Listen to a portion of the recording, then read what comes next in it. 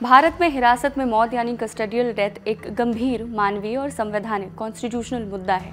जब कोई व्यक्ति पुलिस या जेल प्रशासन की हिरासत में रहता है तो उसकी सुरक्षा और जीवन की जिम्मेदारी पूरी तरह से गवर्नमेंट की होती है। अगर उस व्यक्ति की मौत हिरासत के दौरान हो जाती है तो ये न केवल कानून व्यवस्था का फेलियर माना जाएगा, बल्कि संविधान के अनुच्छेद 21 जो हर व्यक्ति को जीवन और व्यक्तिगत स्वतंत्रता का अधिकार देता है, उसका भी उल्लंघन है। लेकिन ये सब मालूम होने के बावजूद हिरासत में लोगों की जान जाती रही है। हाल ही में सुप्रीम कोर्ट ने राजस्थान सरकार से पिछले 8 महीने में 11 कस्टडियल डेथ्स पर जवाब मांगा था। नोटिस भेजा गया और अब मामला महाराष्ट्र का है, जहां एक 19 साल के लड़के की मौत हिरासत में हो गई। मुंबई सेंट्रल जेल में उसे 16 सितंबर को गिरफ्तार किया गया था और 24 सितंबर को वो जेल में मृत पाया गया।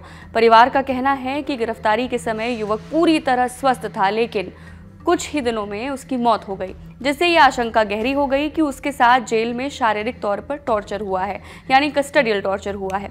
विक्टिम की मां ने पहले बॉम्बे हाई कोर्ट में अपील फाइल की। उन्होंने ये आरोप लगाया कि जेल अधिकारियों ने उनके बेटे के अस्पताल में भर्ती होने की बात छिपा दी। उनकी मांग थी कि एफआईआर दर्ज हो और जितने भी सबूत हो सकते हैं, जैसे सीसीटीवी फुटेज, मेडिकल रिकॉर्ड और डॉक्यूमेंट, सब सुरक्षित रखे जाएं। हालांकि हाईकोर्ट ने नोटिस तो जारी किया, लेकिन सबूत को सुरक्षित रखने वाली बात नहीं मानी। अब इसी के खिलाफ ये मामला सुप्रीम कोर्ट पहुंचा। स्पेशल लीव पिटीशन फाइल की गई। 13 अक्टूबर को जस्टिस MM सुंदरेश और जस्टिस विपुल M पंचोली की बेंच ने महाराष्ट्र सरकार को नोटिस भेजा और ऑर्डर दिया कि ऑर्थर रोड जेल और काला चौकी पुलिस स्टेशन की 16 से लेकर 24 सितंबर तक की सीसीटीवी फुटेज और विक्टिम के मेडिकल रिकॉर्ड्स को सुरक्षित रखा जाए।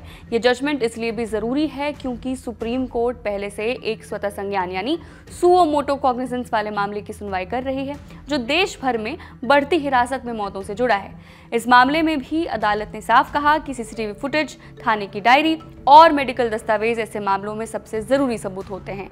ये मामला एक बार फिर उस सब्सटैंशियल सवाल को उठाता है कि जब राज्य की हिरासत में भी कोई नागरिक सुरक्षित नहीं है तो न्याय और जवाबदेही की गारंटी कौन देगा? क्या है आपकी राय? हमें कमेंट बॉक्स में जरूर बताएं।